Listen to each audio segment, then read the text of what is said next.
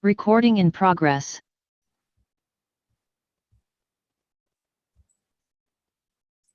Very good evening to one and all who are here. On behalf of Union Asset Management Company, I first of all would like to extend a very warm welcome to all the participants who have joined in for this live webinar. I am Aarti Marianis. I manage sales for South India for Union AMC. I operate from Bangalore. And it's really a privilege to address the MFDs in Kerala and Tamil Nadu today. Today on the panel with us, we have Mr. Saurabh Jain, who is our Chief Marketing Officer, and Mr. Sanjay Bembalkar, who is our Fund Manager Equity, who's joined us from Bombay. A quick brief about Saurabh and Sanjay, who are with us today. Saurabh comes with about 21 years of experience, 22 years of experience on the sales side. He heads the complete product marketing and sales function for Union Mutual Fund. Prior to joining Union, Saurabh was with Standard Chartered Grindlays when it became IDFC. He's seen the entire journey there, and it's really a privilege and a pleasure to work with him. Sanjay joined us about a year back from Can Robeco, comes with 15 years of experience totally, and he works very closely with our CIO, Mr. Vinay Paharia. Thank you, Sanjay and Saurabh, for joining us. And without any further delay, I would like to just quote this evening and probably trigger some thinking, right at the beginning. What really would make you, esteemed partners, work with Union Mutual Fund? Are we different?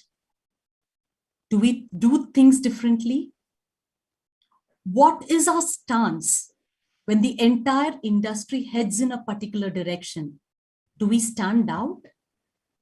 Is there any value you would have as partners by working with us? Today's call, I hope, will attempt to answer a few of these questions. And we truly hope the next 30 minutes will truly add value to each one of you. And as we begin, I hand over the call to my colleague Saurabh to take you through a bit of the journey that Union has been having in these last few years and where do we stand today. Over to you, Saurabh. Thank you, Aarti, for the kind introduction. I hope I'm audible to all of you. Yes. Good evening to all the partners from Kerala and Tamil Nadu. Thanks a lot for taking out time in joining the call. I'll not take much time because we all want to hear the fund manager on the market, but I'll just give you a quick introduction about the company.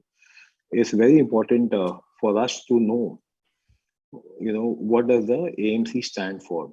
So each AMC is unique. We have identified our own value proposition, that what we get on table, and I wanted to share that with you. If you look at the journey of Union Mutual Fund, it has been 11 years since we launched our first scheme, which is now called as FlexiCap Fund.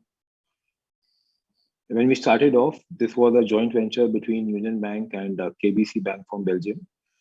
And for the first 6 years, KBC gave us a mandate only to work with Union Bank of India as a distribution partner. This was not our choice. This was a mandate given by the sponsor. So we didn't have a choice. So we worked only with Union Bank of India as a distribution partner. 2017 saw the exit of KBC from the venture because they were borrowing money in Europe. So they moved out of all the non-European market, India, Japan, and China. And this is where I call the Union 2.0 journey started, which is Union Mutual Fund. The second journey started, which has been extremely exciting. So one, we got a new sponsor, co-sponsor at Dai-ichi Life Insurance, along with Union Bank. Currently, 60% is being held by Union Bank and 40% is being held by Dai-ichi Life Insurance. Dai-ichi Life Insurance is a large player in insurance and mutual fund. They are the fourth largest insurance company in Japan. And in mutual fund, they are managing roughly $500 billion of assets under the brand name Asset Management One. They have been in partnership with Union Bank of India for more than 12 years on the insurance side. And mutual fund they were very keen to come on the mutual fund side. Union Bank, we all know, is one of the large PSU banks in India. They have been a great partners to us as sponsors to us in like both the role. And unlike the common perception of a PSU fund house, the way we work is completely different. And I must tell you that in last 11 years, Union Bank of India has been only at the board level. They have been a great supporter for the business as a sponsor, and the entire management team and people working in Union Mutual Fund are all from outside. So we are like any other private company, even though we are a PSU company. This is a very rare phenomena. Normally, in the PSU fund houses, you have a lot of people coming in from the PSU bank and working over here, which is not the case over here. So, few of you might have come to our Bombay office when you were visiting Bombay, and I request any of you who is coming to Bombay, drop into our office to see how we work, and you will realize what we are talking about. Now, the second journey also started off in 2018. We got a new CIO, Mr. Vinay Pahadia. So Vinay, prior to joining over here, was working with Invesco for last 10 years. And he also has seen the transition from Lotus to ValueCare to like Invesco, and then he joined over here. When he came on board in April 2018, he put in a new investment process. At that point of time, the entire company, the top management went into understanding what do we want to stand for.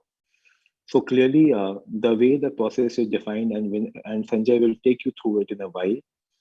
What are we aiming for? So what we understand, people who invest in mutual fund are looking to create wealth over a long period.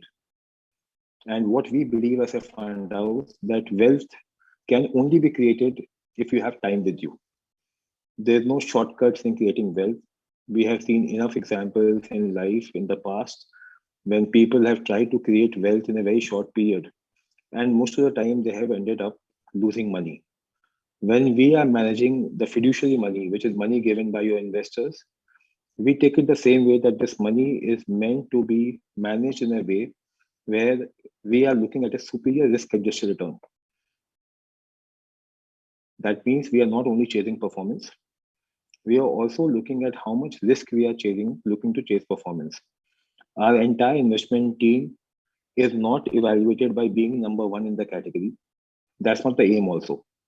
So clearly the investment process is defined in a way that whatever funds we have in their category over the long period, they should be consistently above average. To make it more simpler, right? Because people say, what is long term? No one knows long term. It can be 1 year, 5 year. The way we look at our performance is that on a rolling return basis, in 1 year, 2 year, and 3 year period, our fund should be consistently in Q1 and Q2. Which means if there are 40 funds in FlexiCap category, on a 1 year, 2 year, 3 year rolling return, just an example, our fund should be consistently in the like top 20. Now, whether they become number 1, number 5, number 10, that's not in our control. In our control is to give that consistent, experience to our distributor partner and our investors, where they do not see a fund volatile from number 1 to last very quickly. That's the endeavor we have. So to put it simply, the way we look at the fund management is more like a Rahul Dravid kind of play rather than a Sehwag kind of play. We want to be consistent over a long period and consistently above average. So that's the mandate. And in the last 4 years, if you look at it, we have been running all our funds true to mandate. We don't have a concept of a flagship fund. Our sales team do not sell performance. So even if the fund is number 1, we don't want to showcase that only fund, right? What we have been trying to do every quarter, come out with a valuation of the market where the fund managers come and give a very frank valuation on the market. So for example, in the year when the maximum number of NFOs came out, Union Mutual Fund did not launch a single NFO. That was by choice. We had product approval, but we did not launch it because we were of the view that markets are expensive, driven by liquidity and momentum, and may not be the best time to launch the NFO. So our entire thinking is that whatever we should be doing it from the investor's point of view. And ultimately, distributors and AMCs will also gain from that if investors are taken care of.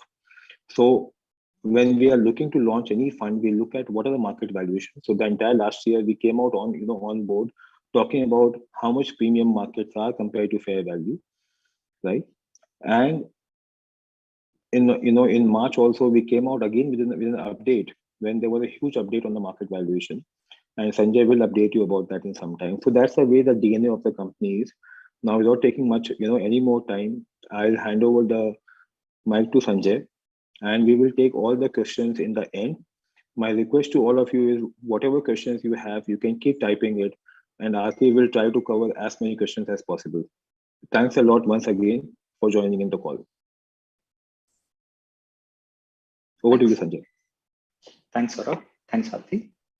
So I would like to share the screen, the presentation slides. Sanjay, you can, yeah.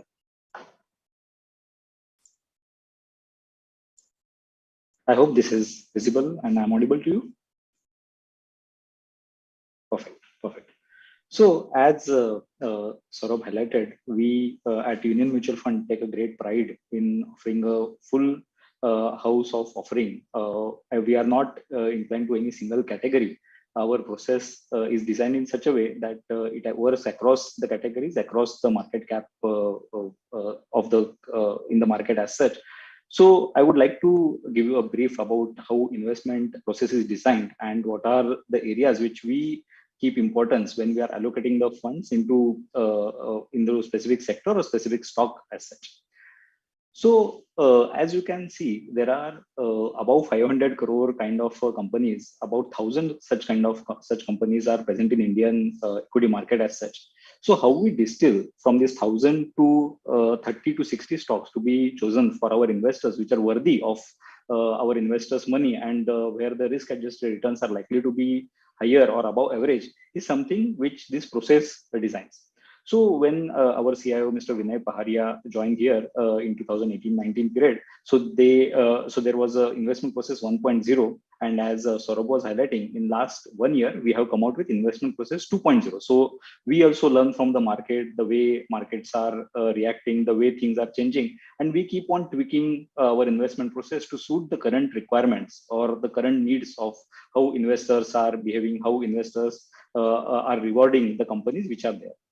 So as an investment process, so these are the two areas which are of most important. So from coming from 1,000 to 180 to 200 investable universe as such, and from 180 to 200 companies of investment universe, how I convert that, how we as a fund managers convert this into portfolio allocation for our portfolios is something. This is the two-step process which is of most important from investment point of view.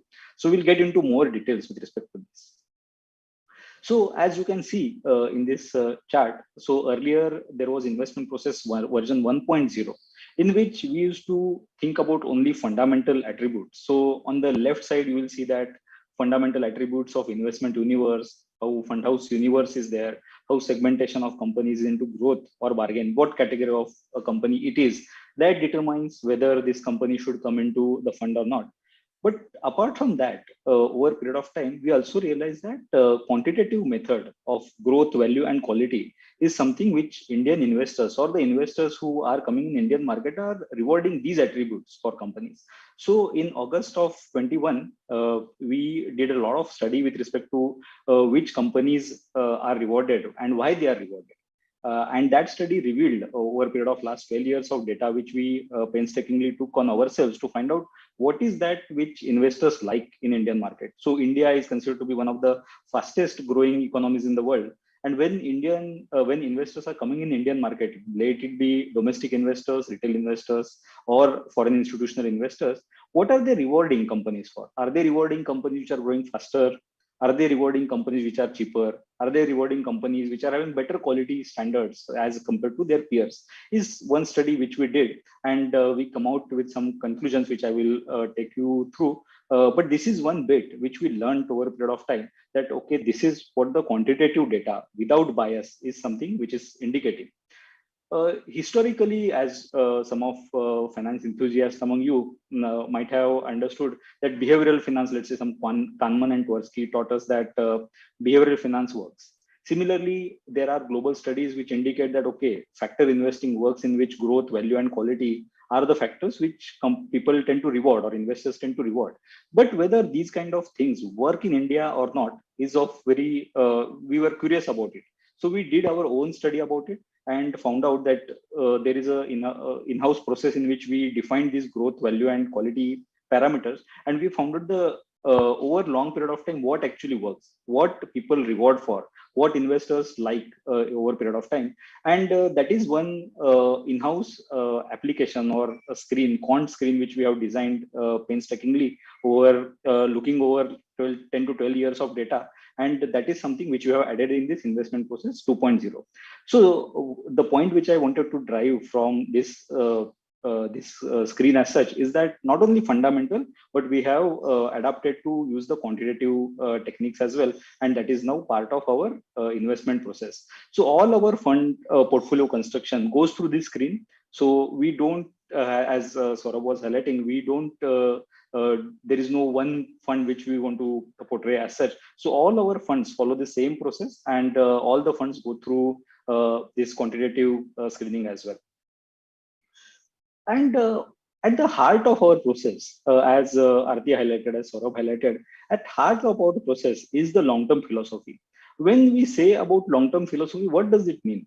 When we say long-term philosophy, it means that company have different kind of modes. And as you might have seen over a period of time, some companies become weaker and weaker, and some companies keep on growing in strength. Their higher return on equity potential keeps on growing over a period of time. And when we studied these businesses, we found out that there are these two qualities which are there in those companies which generate long-term wealth. One, they are quality businesses, and second, they are quality management. But again, it is very subjective term, right? So when I say quality, I may mean something. When somebody else says quality, when you are pursuing quality, it may mean something different. So we wanted to define it in a absolute non-subjective quantitative way, and this is what it is. So a quality business is a business which has ability to generate above average return on equity for in future, and they are able to grow faster than their peers as well. And consistency of the profitability is also there.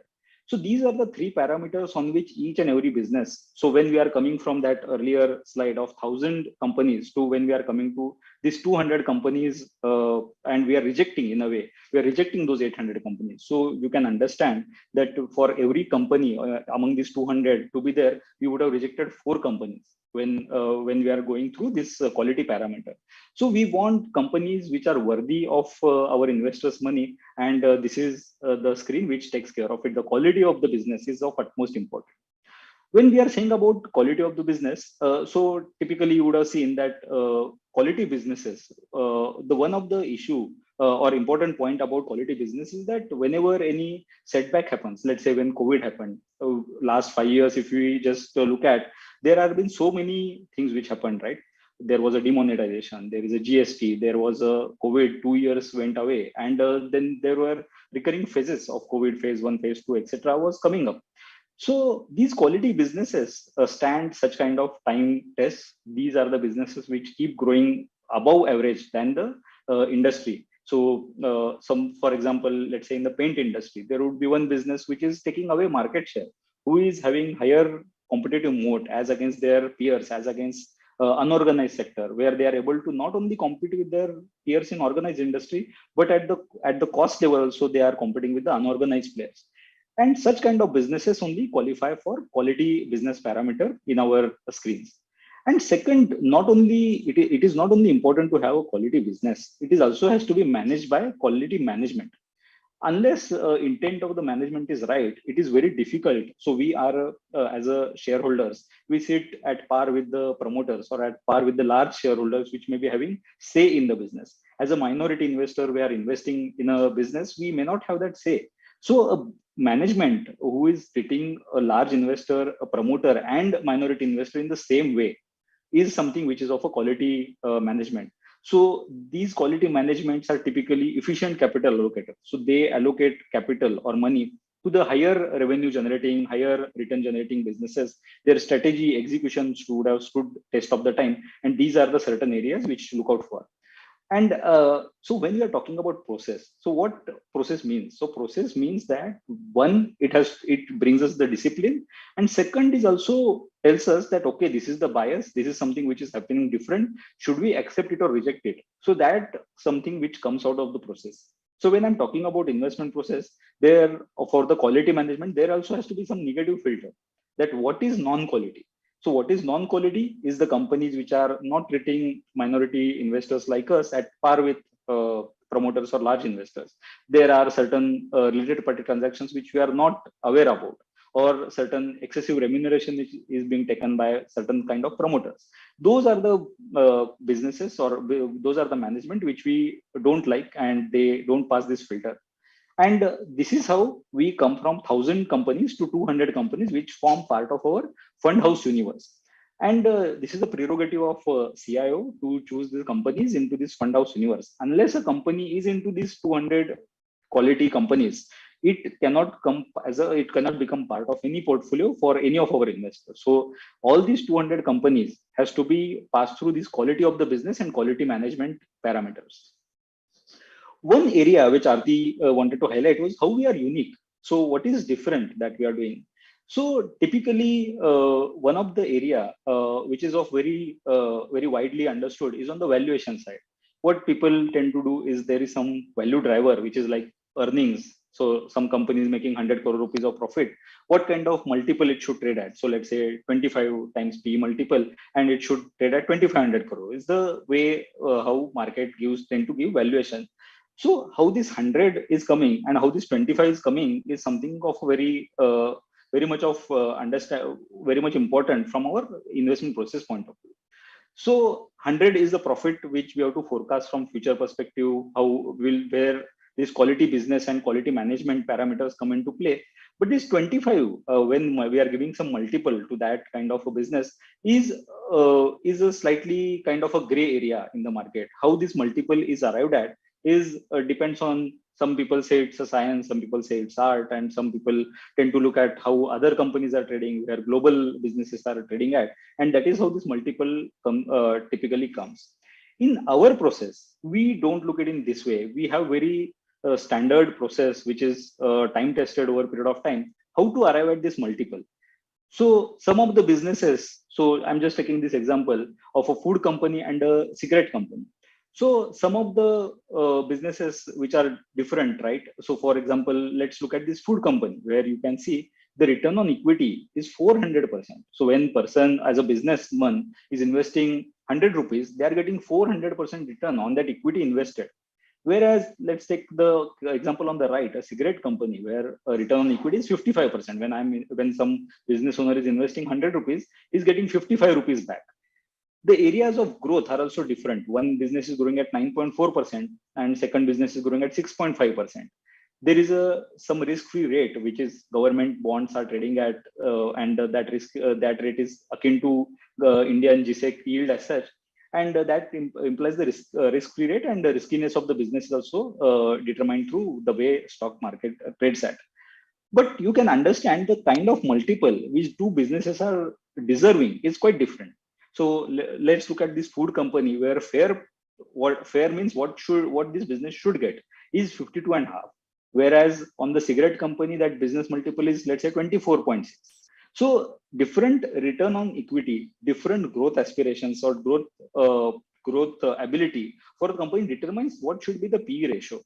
And when we are looking at overall valuation of the company, these are the nuts and bolts which we don't see. We see for example, when we are looking at a car, we ultimately see the end product. Okay, this is the car. Okay.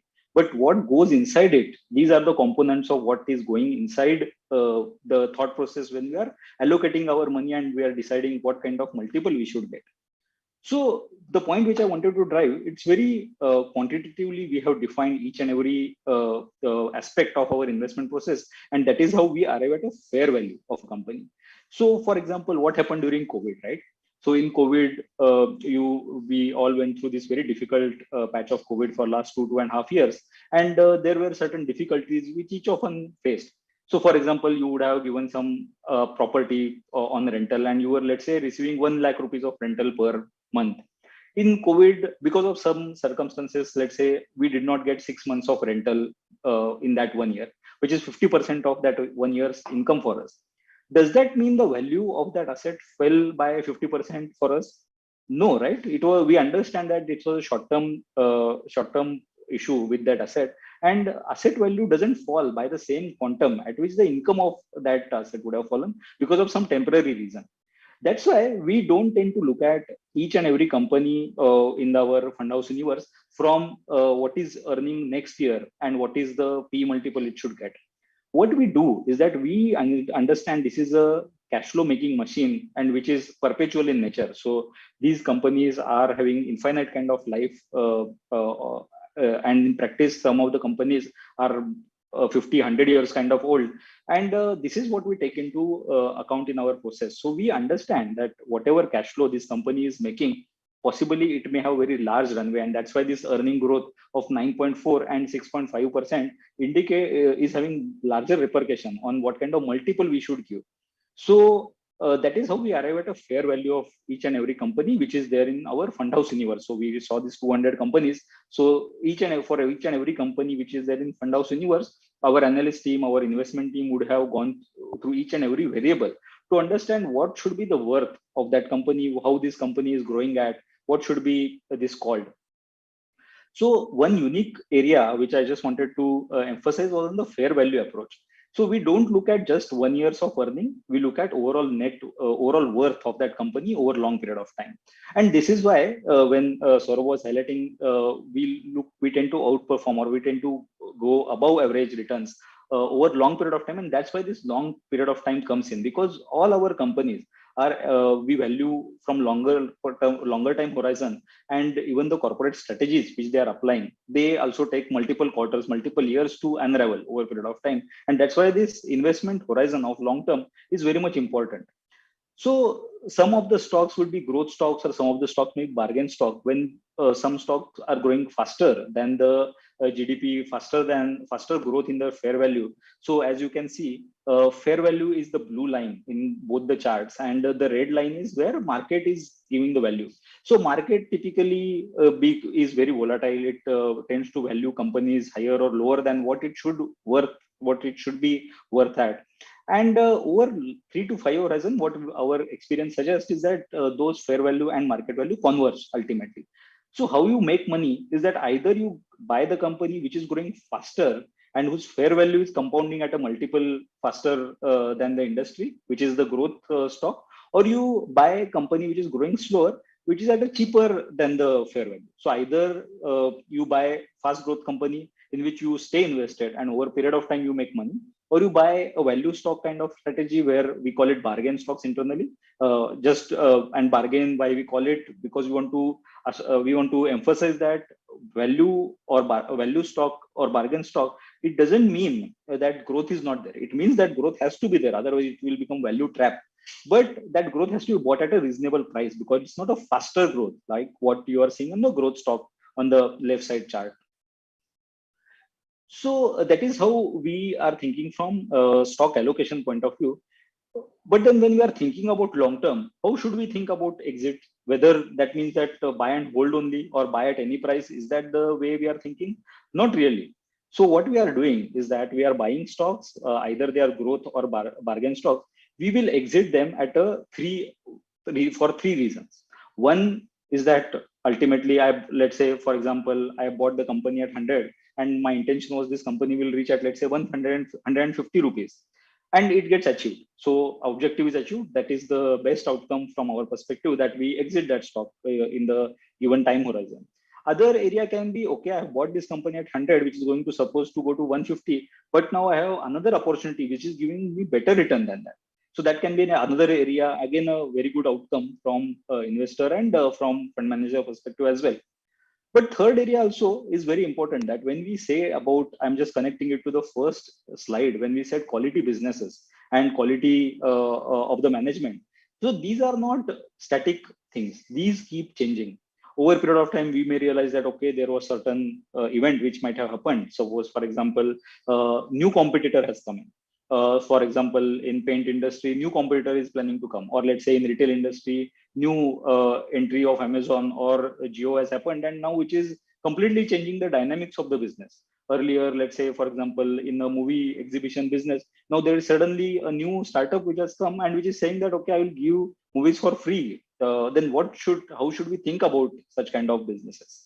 And that's why these quality businesses and quality managements are very dynamic things. They are not static thing. Our investment team and all team is actually glued to understanding what are the changes on this fair value, whether something is becoming the performance or potential of this company is weakening or strengthening over a period of time. And that is very important.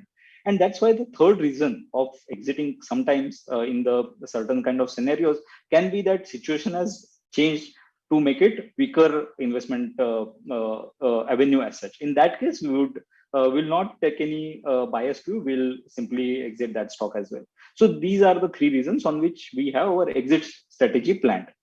So as you can see, investment process not only defines the way we choose stocks, it also defines the way we will not choose the stocks. It chooses the when we'll exit. It also chooses if the strength of that company is increasing, you have to, as a fund manager, we have to remain invested, and we have to think from long-term perspective. So how these 200 stocks of Fund House Universe, which we were talking about, is currently shaped up is in this slide. So currently we have 185 companies which are across these 11 GIG sectors which are there. Growth, bargain, and even large cap, mid cap, small cap is very well diversified kind of Fund House Universe, which our team has designed as such. The importance of highlighting this is basically this gives, as a fund manager, ability to allocate money across sectors, across market cap, large, mid, or small, and then we can have a very diversified and risk-adjusted kind of portfolio which can be designed. Bargain stocks is one stock, is one area which typically we choose to play into or invest into value discovery name as such. So this is how typically on the fund management side, stock selection goes, right? Stock selection, sector allocation, capitalization, concentration, and asset allocation. These are the 5 areas on which we design our each and every portfolio. And there will be different components which will come into play, which I will explain in the next slide as such. But over and above this fundamental approach, as I was talking about, we have decided, we have designed this quantitative input screen, which takes care into account the growth at which this fair value is growing, the quality of the business, whether this company is higher ROE, higher return business or not, or how this business is valued, whether it is cheaper than the competitors or not. And our study has shown that when we are thinking about growth, and particularly about the future, that is very important. Investors tend to reward companies for growth. Investors tend to reward companies for quality factor. Investors tend to reward businesses for value factor which it has. Many of you might have read this book by Michael Lewis called Moneyball, or you would have seen that movie also, Moneyball. So what happened in that period of time is that Oklahoma, which was a smaller team than Boston Red Sox, etc., in the baseball, suddenly started winning. So what had changed was that one of the analysts in that team had devised one strategy. Now it is called, by the way, there is a very big quantitative branch called Sabermatics, which is used in baseball to value each and every player. How to value a player? So that person did this first work, and they decided we should value a player based on the batting average, the way he balls, the way he fields, the way he saves runs, etc. And that statistics is used to value each and every player. So rather than going for a star player, so for example, if we are asked to, let's say, decide or finalize a team of cricket for cricket, typically as amateurs we'll say, okay, no, we'll go for star players. Let's say, okay, I like this player the best, and I will buy that player for my team at whatever the price it is. But that doesn't give the most risk-adjusted returns for the player, and also for similarly for the stocks. So that is a similar concept which we have borrowed from those areas, and we have applied to stocks. And this is some work which we did for last 12 years of data. and which we found out that these factors actually work in Indian market when global investors or when Indian investors are also coming and investing in Indian market. These are the areas of quality which they look for in the stock market, and that is one very unique and proprietary work which we have done, and which is part of.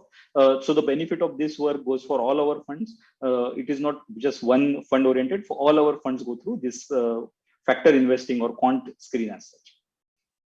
So this is what I was mentioning,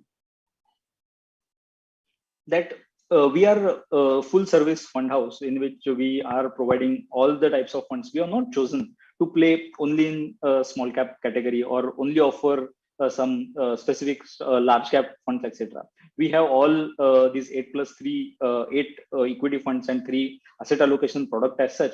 And these are the different ways we are deciding about the portfolio allocation when we are thinking about those each and every funds. So as the name suggests, small cap, large cap, mid cap, they are category focused funds. And that's why you would see in the capitalization column, they have mid cap, small cap and large cap as a specific category in which we will, as a fund manager, is allowed to invest in that company, in that fund. We are very true to label. So if you look at our large cap fund, anytime currently would be 92% plus of the allocation would be towards the large cap only. There would be no small cap in a large cap fund, even though a fund manager feels that, okay, no, there can be a growth potential. We will not allocate small cap stock in the large cap fund as such, because that is not the mandate which our investor has given us. So we will be very true to the category and will play only in those categories which our SID allows, and that is how the thought process or philosophy we have decided for allocating companies into the funds. There are 2 funds, one long-term equity and large cap fund, where sector allocation is slightly on the tighter side. What do I mean by that is that there would be benchmarks which our SID has given us, that one fund has to have what this benchmark, and there would be sector allocation within that benchmark. So for example, BSE 100 is a benchmark for BSE 100 TRI for large cap fund. And there would be certain weight for IT companies. There will be certain weight for communication services, certain weight for consumer staples, industrials. So those funds will be managed in the tight way. Whatever benchmark has, we will also have the similar weight or sector allocation in those funds, particularly large cap and long-term equity. Value discovery is a predominantly bargain-oriented fund where we think that there can be some temporary setbacks which these quality companies would have got. So for example, in COVID, aviation went through a very rough patch, and nobody wanted to buy aviation company, despite we knowing that some of the companies in those business are really good. They have very significant market share. Their growth potential is very large. India requires aviation, and growth aspirations of those companies were very great. But there was a temporary setback, right? There was a COVID. What to do in that case? So there will be certain patches where market will provide such kind of opportunities to us, and those will predominantly qualify for our value discovery fund as a predominantly bargain companies. Focus, as the name suggests, obviously is focused. There will be less than, as of now, I think 25-26 stocks portfolio for focus fund, very concentrated portfolio, which we run into Union Focus Fund as such. And hybrid balance advantage and equity saving fund are the asset allocation products which we are offering to our investors. On the asset allocation product, so how we, I'll just give you one philosophy about how we think about asset allocation products as well. So when we are going through this fair value of each and every company, we can also combine, let's say, Nifty 50's fair value and arrive at some fair value of Nifty, where Nifty 50 or Nifty index should trade at. And that is one parameter which guides our asset allocation for Union Balance Advantage Fund and other asset allocation products as well. So when fair value is lower than the current market cap, so when market is pricier or it's costly, typically our model indicates that there should be lower asset allocation, and which has been the case for last 1.5 years. You would have seen that case. And when market corrects over a period of time, so COVID was one of the best example to quote for this. So when COVID happened and in March 2020, market fell. So again, thanks to our fair value approach, which is very unique approach, which I was mentioning, what happened is that since we look at very long period of cash flows, we look at companies from long period of horizon, what happens is that 1 year of cash flow, 1 year of profitability reduction doesn't change the fair value of those companies in a material way. So COVID was one of the classic case in which there was a sharp correction in the earnings. So I think earnings corrected by 30% plus during that year. And there was 9% dent in the fair value. So fair value is also corrected, but only by 9%. And when market corrected materially, we realized that market has corrected much more sharper than what this economics or what this quantitative data is telling us. And immediately we increase the allocation in our balance advantage funds. And that is how this process works. So fair value thread, actually, you can see not only going from stock selection, portfolio allocation, plus asset allocation, all processes are in a way this thread is spanning across. So investment process is one of the USPs which we wanted to communicate. So one area which I highlighted was on the long-term thought process, quality and quantitative data, which we give more importance to, and unbiased approach, which is something which I discussed about allocating or not allocating into a company. Yeah, sorry. Yeah, one more aspect important which I wanted to highlight was this equity owners manual. Sorry, Sanjay. Yeah, before sorry. this, if you can take people through where do we see markets right now? Perfect. The slide before that, just before this. Yeah, this one. Yeah. Yeah. So on this, thanks, Saurabh. On this, currently our fair value are indicating that market is just slight premium to the fair value. It is almost there, and that is why our even in our asset allocation products now equity allocation is now increasing. So as you can see right into this chart, this red line is something the fair value of the market is trading at, and the blue line is where the Nifty's current price is there. So price is very volatile. So we look at that blue line, right? It is going above, it is going below the red line. Whereas red line is something which is the driving factor of Nifty. What we have realized over a period of our research and study is that market tracks this fair value.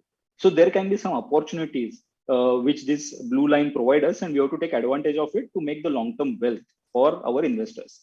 And this is what this fair value approach typically does. So currently, as we discussed, this fair value and Nifty are almost converged, which indicates that going ahead, Nifty will also track the fair value growth over a period of time. And that is something which we'll discuss in the outlook slide. Yeah, so just to give one quick snippet about equity owners manual. So I would urge all of us, all of you to visit our website. There is a educative section on that, and under which we have whatever we do on the research side, whatever new data points which we get from market, or whatever changes which are happening, we try to highlight and bring out to our investors' notice. And this is one area which we thought which is of importance, and this is what we did. We, similar to other when we buy any equipment or any service, we typically get manual along with it. We thought it is important or pertinent from our perspective also to highlight to our investor what actually works, how we are thinking, and whether it is suitable to our investors, and whether it is making sense for their needs which they have. So as our process is long-term oriented, it doesn't allow us as a fund manager also to take benefit of any short-term kind of short-term or very high-risky bets. So it doesn't allow me as a fund manager to allocate disproportionately to one area of the portfolio, one area of the sector as such. And that is what we are trying to highlight from this equity owners manual. So we don't chase short-term performance is one key area which I wanted to highlight from equity owners manual. So these are some of the research reports which we thought of important, which are important for our investors and which are there on our website, which can be gone through. Yeah, I think so. That was on the investment process as such. This is our current team, Mr. Vinay Paharia, who is the CIO. Hardik and myself, we are two fund managers, and there is a set of investment analysts, very seasoned team is there to help us with respect to any investment calls which we are taking and the decisions which we are taking in the portfolios as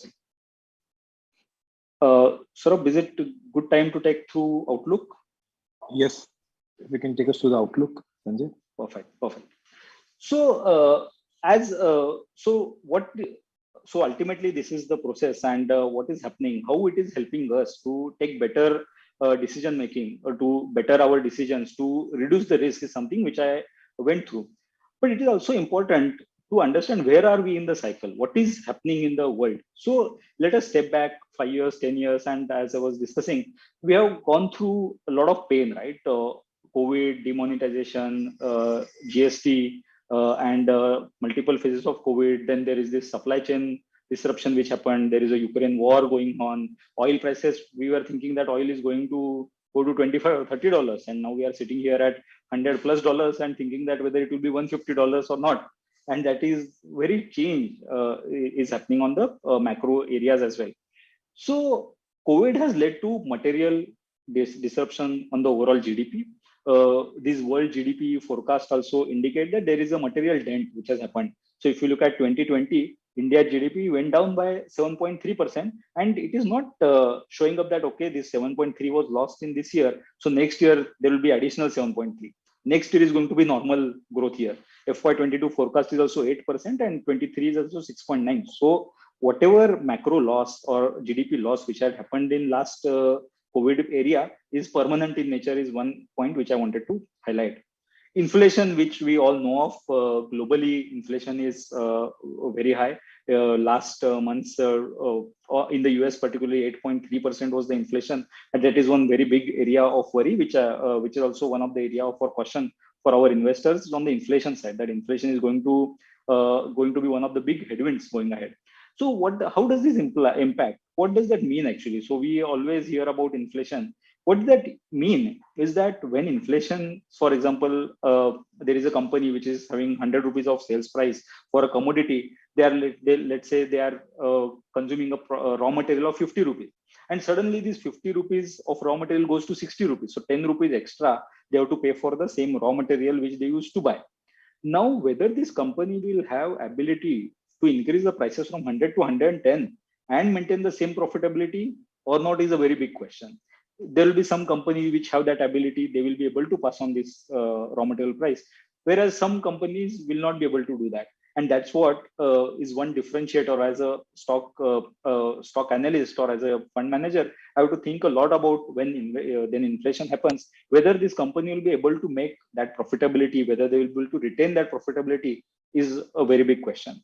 And on the other side, consumer is also facing the challenge. For consumer, the 100 rupees product becomes 110 rupees product. Whether he has that money to buy it, whether he will give that priority to that product or not, is another area which is also of important. And that's why this inflation is one big worry on the macro side from globally as well as from Indian perspective.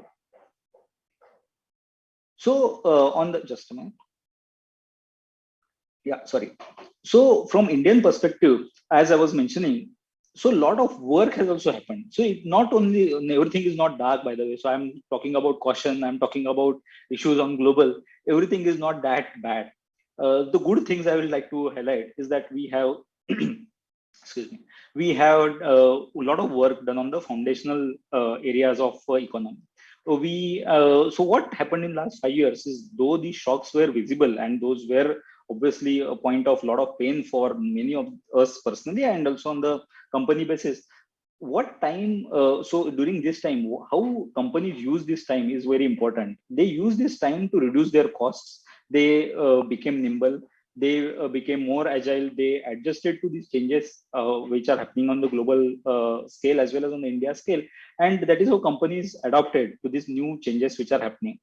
Some of the government areas also, so for example, GST became very uniform across India. Second thing is that we reduced our income tax rates, which is leaving more money for investors or more money for in the company's hand. From 33% of tax rate, companies tax rate reduced to 25% roughly. So those are the things which have happened. And now Indian government wants India to become a manufacturing powerhouse over a period of time. As you may be realizing that all of us, suppose for example, we have earlier 5 years back, 2-3 years back, you would have bought, let's say, a Chinese phone, and everybody would be spending 15,000-20,000 rupees to buy those Chinese phones. Now, India as such wants to become manufacturing powerhouse. Government thinks that this should not be the case. Over a period of time, our company should benefit out of the consumer base, which is there in India. So PLI scheme, which is a production linked incentive scheme, was designed, and government has rolled over this PLI schemes, which is almost 1% of GDP, is going to be given for those companies for as an incentive. So those kind of areas are likely to give a lot of fillip to manufacturing over a period of time.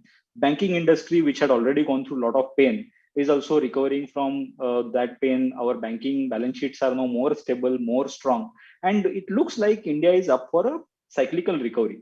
So how to take benefit of this cyclical recovery is something which is of more importance. And that's why, as you can see in this slide, we are more optimistic on financials, telecom, consumer discretionary, and industrials. So these are the cyclical areas of economy which benefit disproportionately when economy comes from a bad patch and when it starts recovering as such. And areas which we are not positive, and that's why we are underweight in the funds, are materials, utilities, and recently we have also gone underweight IT. So that is the one big call which we have taken. We are overweight financials and underweight IT. Now many people are talking about this call, but when we took this call almost 3 months back, we were, I think, one of the early entrants in that trade as such, which obviously was driven from our fair value approach, which I discussed about. And as a fund house universe, we are preferring large cap over mid cap and small cap. Why this is the case? Because still we are not out of the woods. Macroeconomic landscape is changing, Indian economy is changing. In that case, these larger companies are better equipped to deal with these changes in the economy and macro variables. And that's why we are positive on large cap and mid and small over mid and small cap names. That's why you will see that our flexi cap kind of products, where we can allocate across market capitalization, would have higher proportion of large cap versus mid cap and small cap category, because that is what we believe is having more risk adjusted returns for our investors currently. In March early, we also changed our stance from asset allocation product to equity oriented products. So we are recommending direct equity product as a preferable way to enter into equity market for our investors through 3 to 6 months of SIP route. That is the most preferable route for us. So this is how we are positioned on the outlook side. The things to worry about, as I was discussing, was inflation, and second derivative of inflation being interest rate. These are the two areas for worry or cause of concern, which we have to keep in mind. So that was on the outlook side. Back to Saurabh or Aarti.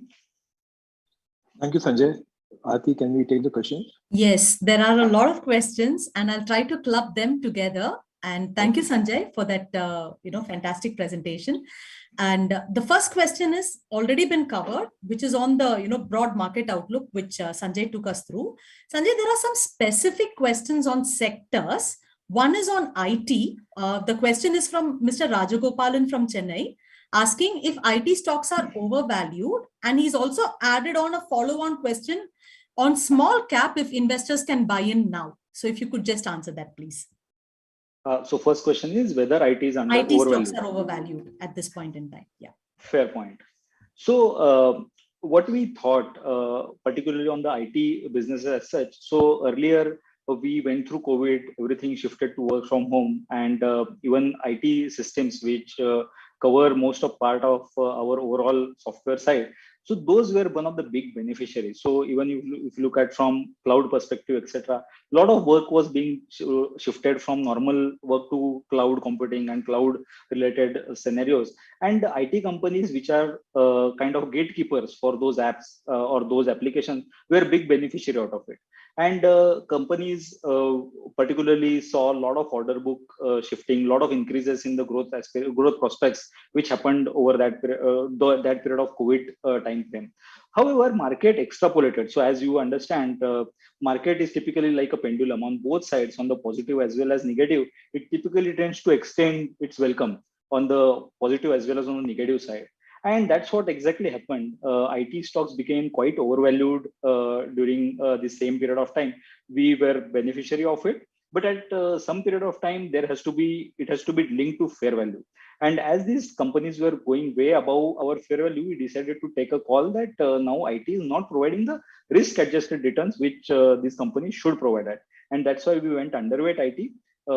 Right now, many of the IT stocks have corrected. However, one point which is coming to, or one point of discussion which is there, is that on the earnings ability of these companies, whether it is now deteriorating, considering the risk on the macro variables which are there. So, for example, if Europe goes into recession, or if there is a significant slowdown in America, whether such kind of risks are still factored into IT valuation, we don't believe so, and that's why we are still underweight. So, to give a conclusive answer, we think that IT stocks are not yet undervalued, and that's why we are still underweight on those stocks. Thanks, Sanjay. There's a follow-on question actually, from Mr. Venkateshwaran Sitaraman on IT. Why have we gone underweight IT 3 months back, and how long will this continue in the sector? Sure. So, as you would appreciate, the process which we discussed about, it takes into care the purchase, the buying power of those companies, the cash flow making power of those companies over a long period of time. So it gives us understanding that where this company should trade at typically. And as you understand, market tends to oscillate between on the positive as well as on negative side materially sometimes, and for long period of time. So it is very difficult to point. So this process doesn't allows us, or doesn't let us know exact point at which we should go overweight or underweight. It tells us that market is now overvalued or undervalued. Similarly on the stock level as well. But unfortunately, it doesn't tell us, or I don't think there is any indicator which tells the exact point at which one should go overweight or underweight on typical stocks or sectors. So we thought that this IT sector has been materially overvalued, and at that time we chose to cut the allocation to IT sector as such. Market took some time, maybe 1 month or 2 months, to understand this, and however, now as you can understand, over a period of last 3-4 months, IT has been material underperformer to the index, and this trade has given a lot of returns for our investors. Thanks, Sanjay. There's one more question from a sector, from Mr. S. Rajasegarane from Pondicherry. Since crude is boiling now, and in this high inflation scenario, why has Union AMC gone overweight in consumer discretionary stocks? Right. So yeah, this is one question which is coming at many forums as such. So if I may, segregate this consumer discretionary into multiple areas, right? So one big chunk of consumer discretionary is autos. And if you look at autos, there are different OEMs and original equipment manufacturers like auto companies, and there are equipment or part manufacturers as well.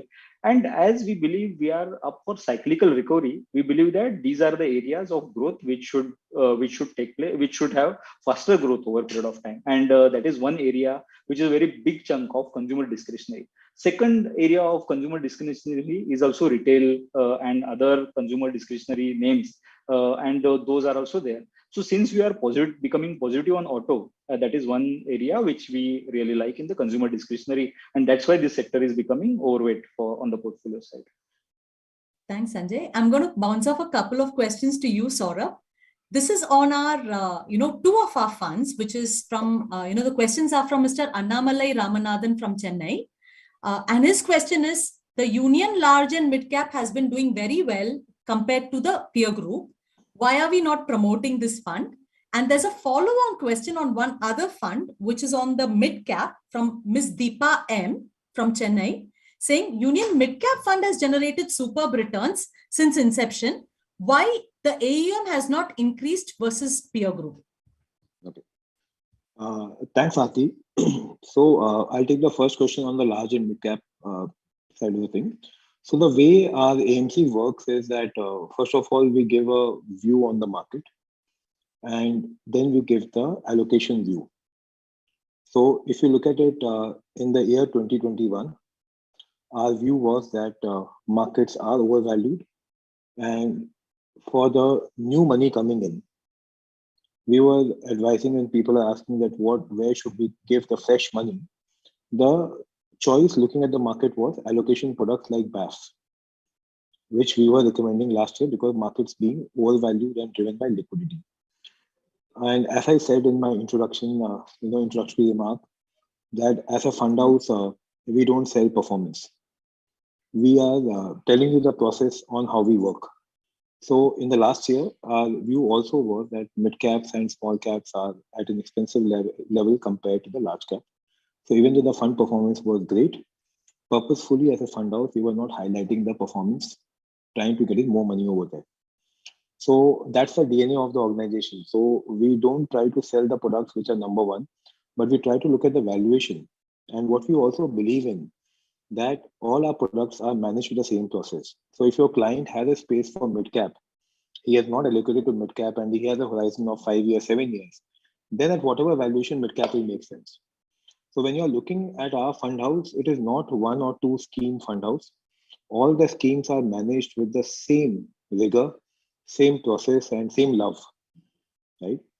There's no one scheme where the focus is there. It's the same process everywhere.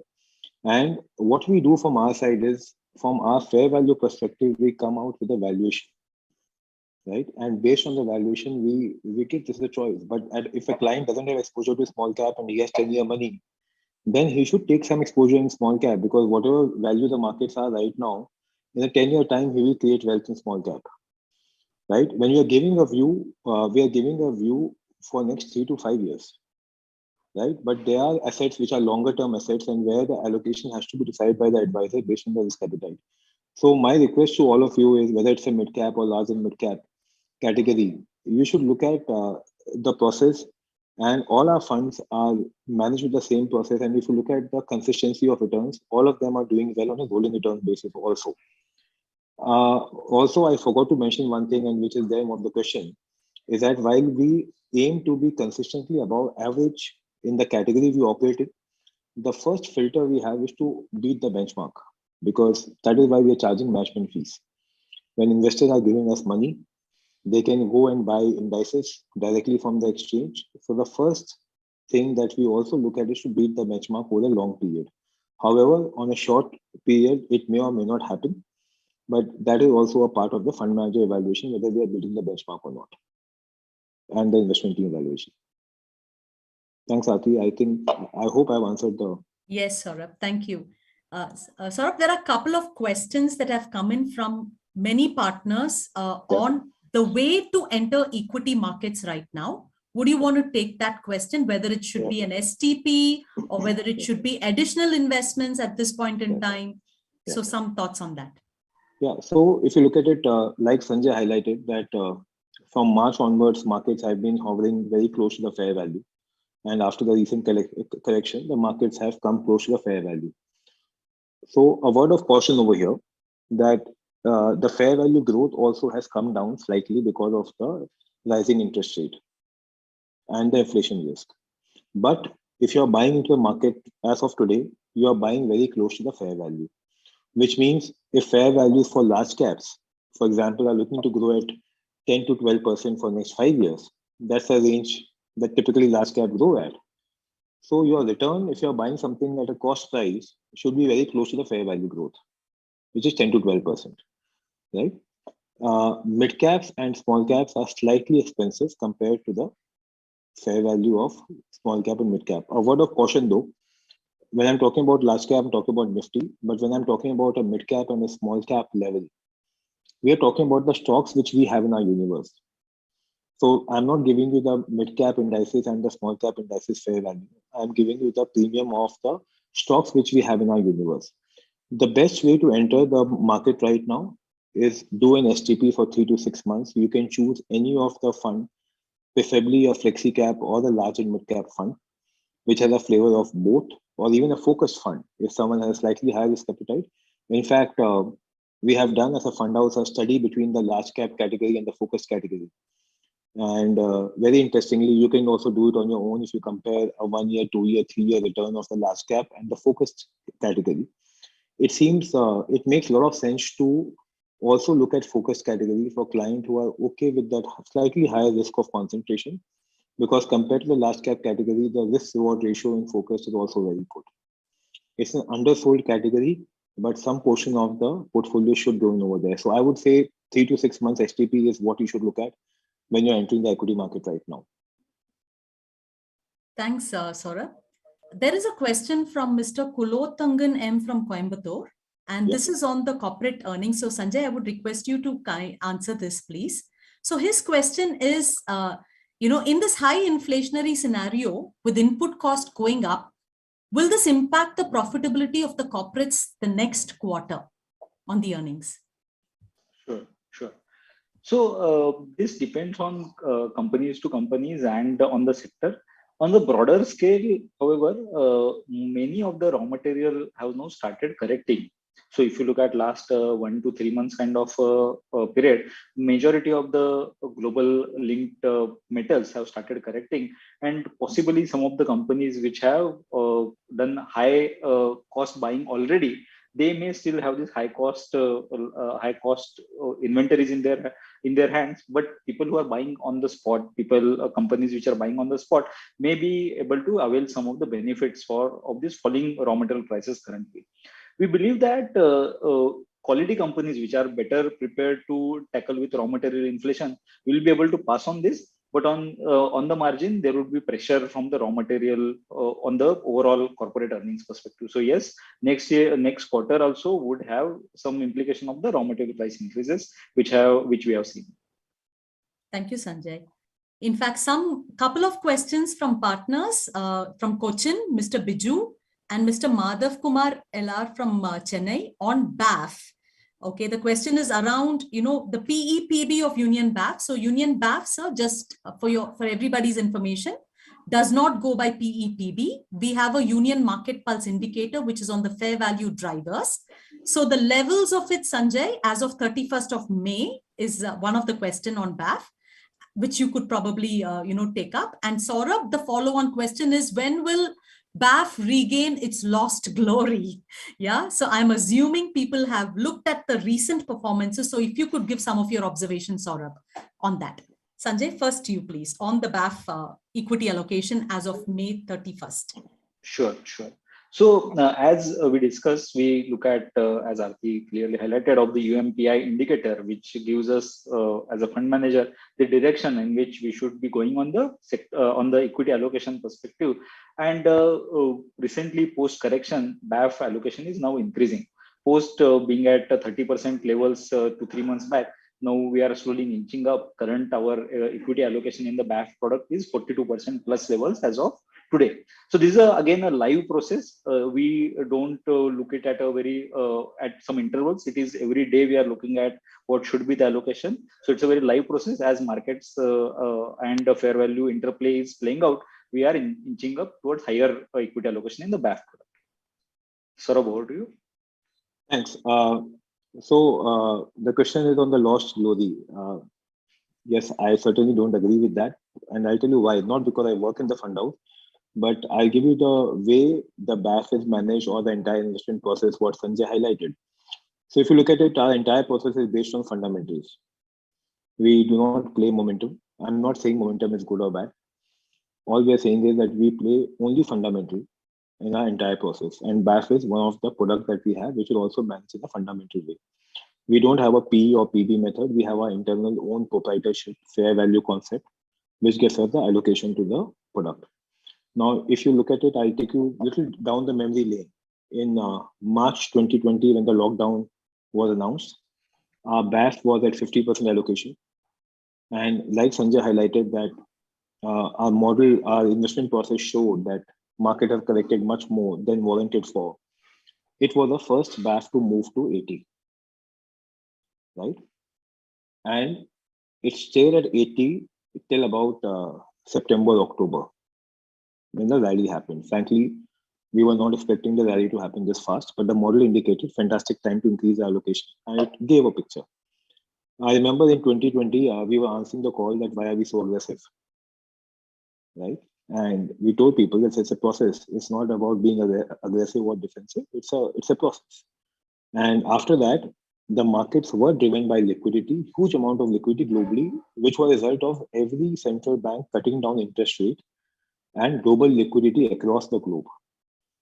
And a lot of money coming into equity asset class across the globe, right? The market was ahead of fundamental. Now, all our equity funds are always fully invested.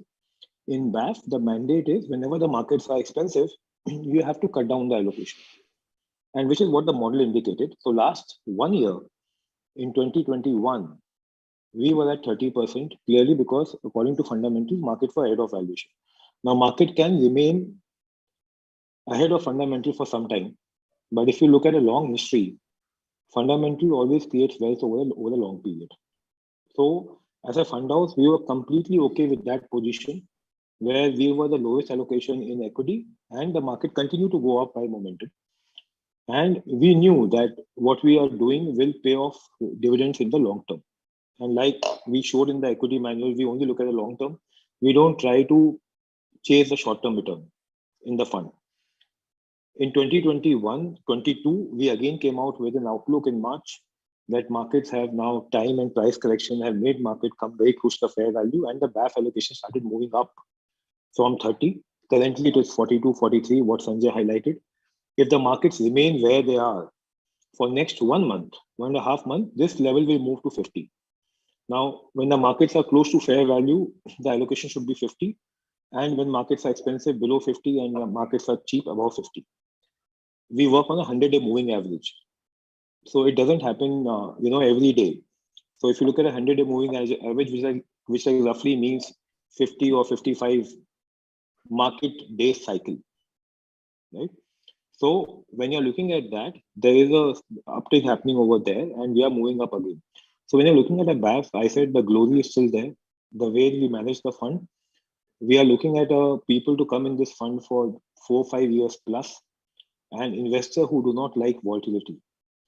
Investors who are comparing BAF with equity certainly are not the category of investors should be coming into BAF, but people who don't want the risk of an equity, 100% risk of an equity market, BAF as a category delivers on that promise, right? And there are various BAF models. We as a model runs fundamental model. So I don't agree with all humbleness. The BAF is still doing well. If you look at the rolling return, it is still in the top quartile in the category. Thanks, Saurabh. I hope Chole Ji sir from Coimbatore, this question answers your query as well on the BAF comparison with peer group.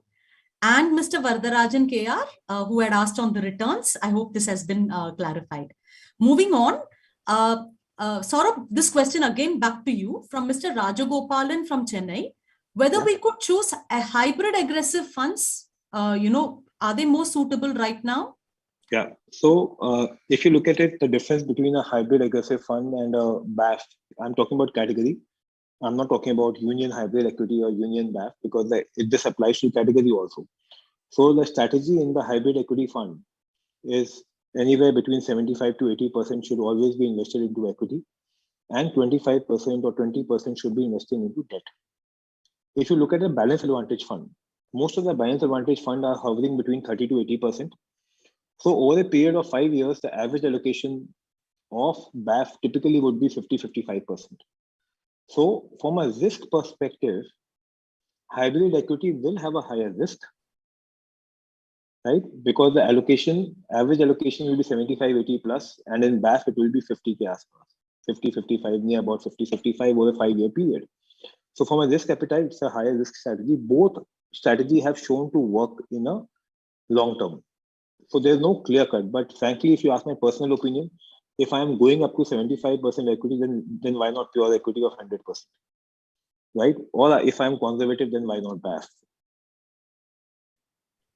That's my personal opinion. But both the strategies work in their own way. The risk is higher in hybrid equity, and the returns also may be higher in hybrid equity over a long period because of a higher allocation. Thanks, Saurabh. A question from Mr. S. Murli, Chennai. Which scheme would you choose for your retirement corpus at 60, assuming you are just 30 years old? So I think we both can give our view because this is an individual question. So can I go first, Sanjay? Yes, please. Yeah. So yes, I will put a lot of my money into mid cap and small cap if I have that kind of time horizon. But I have to be disciplined not to look at a NAV every day. So forget about market valuation. If I'm investing today for next 30 years, it does not matter if I'm buying 10% expensive or 10% cheaper, right? And I will also choose fund houses which are process driven and not star fund manager, fund house. because over a period of 30 years, fund managers may change. So I cannot put my retirement money for 30 years on one fund manager. So I'll look at which fund houses are the one which are strictly following the process. We are not the only one. There are few others.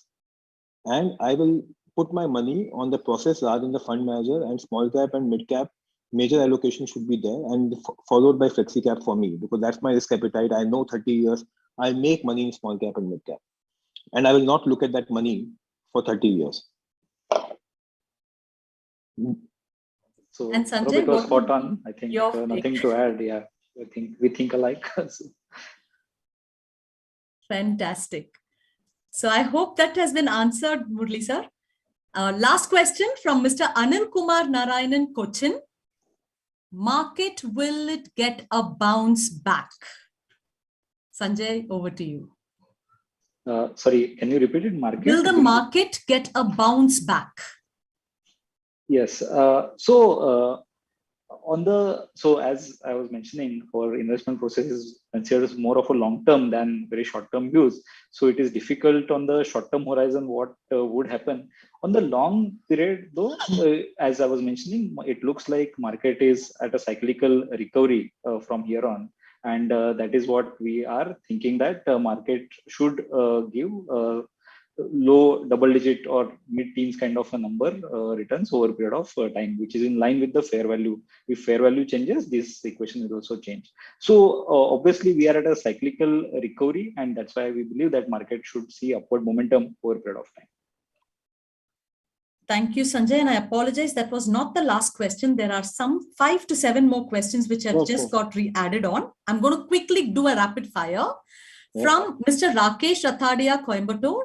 Which are the funds which are advisable from your fund house for equity related returns at this point in time? Saurabh, over to you. Like I said, flexi, focus, large mid cap are the categories that I would put my money in, given the current market valuation. Focus, slightly high risk, but yes, I know my risk appetite. So, and you should know your client risk appetite. So if you have a 5-year, 7-year plus money, focus is a category you should not ignore. Put some money over there, and flexi and the large and mid cap, the category at the current market valuation. Right. Sanjay, thank you. You have the same view, or? Yes, so as we were discussing in the process, so just wanted to highlight that all our funds over a long period of time, we aspire to achieve above average category returns over a period of time. So each of our fund is actually better off in their individual categories. So as Saurabh was highlighting, based on risk appetite, we recommend that all our products are expected to have above average category return on the long horizon period of time, and that those you can choose. Thank you. So from Mr. Rajagopal in Chennai, LIC stock IPO investments has been bought out by MF significantly. What is the overweight effect on this, overall effect on this? Yeah. So it's for me? Yes. Yeah. Yeah. So, so yeah, it's a large IPO. The size of the size of the name which you're talking about is also very significant. It's a significant name in the Indian insurance business as such. And one thing we also have to keep in mind is that over last 1.5 months, when this process was going on, valuation expectation also came down materially.